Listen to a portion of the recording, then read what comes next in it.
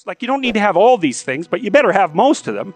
Family, friends, career, educational goals, plans for, you know, time outside of work, attention to your mental and physical health, etc. You know, that's what life is about. And if you don't have any of those things, well, then all you've got left is misery and suffering. So that's a bad deal for you.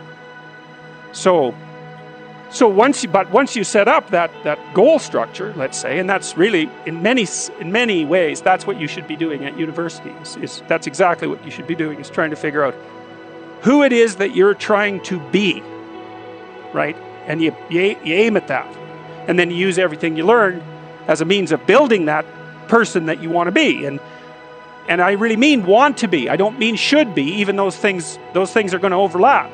And it's important to distinguish between those, because that's partly, and this is back down to the micro routine analysis. So if I was saying, well, you're going to try to make yourself more industrious, okay, number one, specify your damn goals, because how are you going to hit something if you don't know what it is? That isn't going to happen. And often people won't specify their goals too, because they don't like to specify conditions for failure. So if you keep yourself all vague and foggy, which is real easy, because that's just a matter of not doing as well, then you don't know when you fail. And people might say, well, I really don't want to know when I fail because that's painful. So I'll keep myself blind about when I fail. That's fine, except you'll fail all the time then. You just won't know it until you've failed so badly that you're done. And that can easily happen by the time you're 40. So I would recommend that you don't let that happen. So that's willful blindness, right? You could have known, but you chose not to. Okay, so once you get your goal structure set up, you think, okay, if I could have this life, looks like that might be worth living, despite the fact that it's going to be, you know, anxiety provoking and threatening, and there's going to be some suffering and loss involved and all of that. Obviously, the goal is to have a vision for your life such that, all things considered, that justifies your effort. Okay, so then what do? Well, then you turn down to the micro routines. It's like, okay, well, this is what I'm aiming for. How does that instantiate itself day to day, week to week, month to month? And that's where something like a schedule can be unbelievably useful. Google Calendar. It's like, make a damn schedule and stick to it.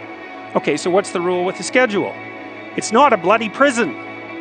That's the first thing that people do wrong. They say, well, I don't like to follow a schedule.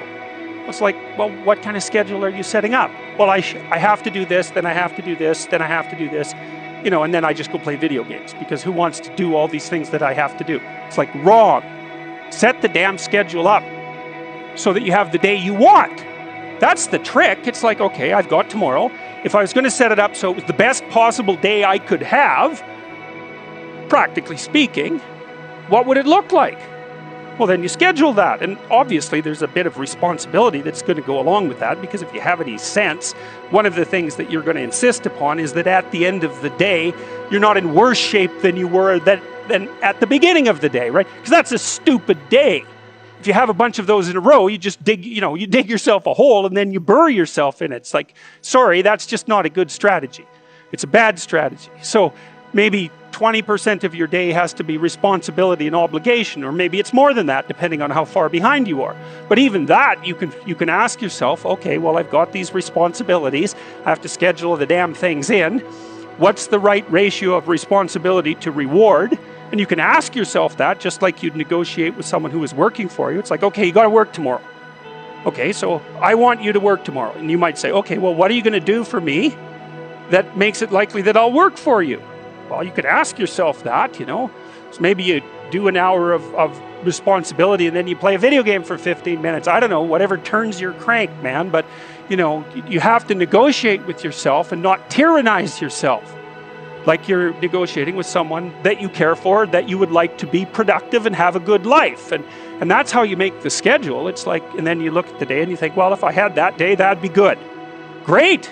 You know, and you're useless and horrible, so you'll probably only hit it with about 70% accuracy, but that beats the hell out of 0, right? And if you hit it even with 50% accuracy, another rule is, well, aim for 51% the next week, or 50.5% for God's sake, or because you're going to hit that position where things start to loop back positively and spiral you upward. And so that's one way that you can work on your conscientiousness, is to plan a life you'd like to have. And you do that partly by referring to social norms. That's more or less rescuing your father from the belly of the whale. But the other way you do that is by having a little conversation with yourself about, as if you don't really know who you are, because you know what you're like. You won't do what you're told. You won't do what you tell yourself to do. You must have noticed that. It's like you're a bad employee and a worse boss, and both of those work, you know, for you. You don't know what you want to do, and then when you tell yourself what to do, you don't do it anyways. You should fire yourself and find someone else to be. But you know, my point is that you have to understand that you're not your own servant, so to speak. You're someone that you have to negotiate with, and you're someone that you want to present the opportunity of having a good life to. And that's hard for people because they don't like themselves very much. So, you know, they're always like cracking the whip and then procrastinating, and cracking the whip and then procrastinating. And it's like, God, it's so boring and such a pathetic way of spending your time. And you know what that's like because you probably waste like 6 hours a day. And I think we did an economic calculation about that a while back, right? Your time's probably worth $50 an hour, something like that. I mean, you're not getting paid that now, but you're young, and so this is investment time, and what you do now is going to multiply its effects in the future. So let's say it's $50 an hour, which is perfectly reasonable. So if you waste 6 hours a day, and you are, then you're wasting about $2,000 a week, or about $100,000 a year. So like, go ahead, but that's what it's costing you every hour. And you need to know what your damn time is worth. So let's say it's not $50, it's 30, whatever. Maybe it's 100, it's somewhere in that range. One of the things you should be asking yourself is, when you spend an hour, was that, well, would have I paid someone $50 to have had that hour? And if the answer is no, it's like, well, maybe you should do something else with your time. And it depends on whether or not you think that your time's worthwhile. But the funny thing about not assuming that is, if you assume your time isn't worthwhile, what happens is you don't just sit around sort of randomly in a state of responsibility-less bliss. What you do is you suffer existentially. And so that seems like a stupid solution. You know, if you take people, and I've told you this, and you expose them voluntarily to things that they are avoiding and are afraid of, you know, that they know they need to overcome in order to meet their goals, their self-defined goals. If you can teach people to stand up in the face of the things they're afraid of, they get stronger. And you don't know what the upper limits to that are, because you might ask yourself, like, if for 10 years, if you didn't avoid doing what you knew you needed to do, by your own definitions, right, within the value structure that you've created, to the degree that you've done that, what would you be like? Well, you know, there are remarkable people who come into the world from time to time, and there are people who do find out over decades-long periods what they could be like if they were who they were, if they spoke their being forward. And they get stronger and stronger and stronger, and we don't know the limits to that. We do not know the limits to that. And so you could say, well, in part, perhaps the reason that you're suffering unbearably can be left at your feet, because you're not everything you could be, and you know it. And of course, that's a terrible thing to admit, and it's a terrible thing to consider, but there's real promise in it, right? Because it means that perhaps there's another way that you could look at the world, and another way that you could act in the world, so what it would reflect back to you would be much better than what it reflects back to you now. And then the second part of that is, well, imagine that many people did that, because we've done a lot as human beings. We've done a lot of remarkable things, and I've told you already, I think before, that today, for example, about 250,000 people will be lifted out of abject poverty, and about 300,000 people attached to the electrical power grid.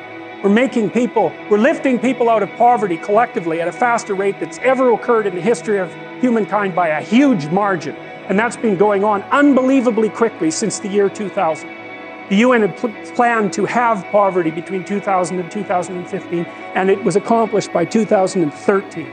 So there's inequality developing in many places, and you hear lots of political agitation about that. But overall, the tide is lifting everyone up, and that's a great thing, and we have no idea how fast we can multiply that if people got their act together and really aimed at it. Because, you know, my experience is with people that we're probably running at about 51% of our capacity. I mean, you can think about this yourselves. I often ask undergraduates how many hours a day you waste, or how many hours a week you waste, and the classic answer is something like 4 to 6 hours a day. You know, inefficient studying, watching things on YouTube that not only do you not want to watch, that you don't even care about, that make you feel horrible about watching after you're done. That's probably 4 hours right there. You know, you think, well, that's 25 hours a week, it's 100 hours a month, that's 2.5 full work weeks, it's half a year of work weeks per year. And if your time is worth $20 an hour, which is a radical underestimate, it's probably more like 50 if you think about it in terms of deferred wages. If you're wasting 20 hours a week, you're wasting $50,000 a year. And you are doing that right now. And it's because you're young, wasting $50,000 a year is a way bigger catastrophe than it would be for me to waste it, because I'm not going to last nearly as long. And so if your life isn't everything it could be, you could ask yourself, well, what would happen if you just stopped wasting the opportunities that are in front of you? You'd be who knows how much more efficient? 10 times more efficient, 20 times more efficient. That's the Pareto distribution. You have no idea how efficient people get. It's off the charts.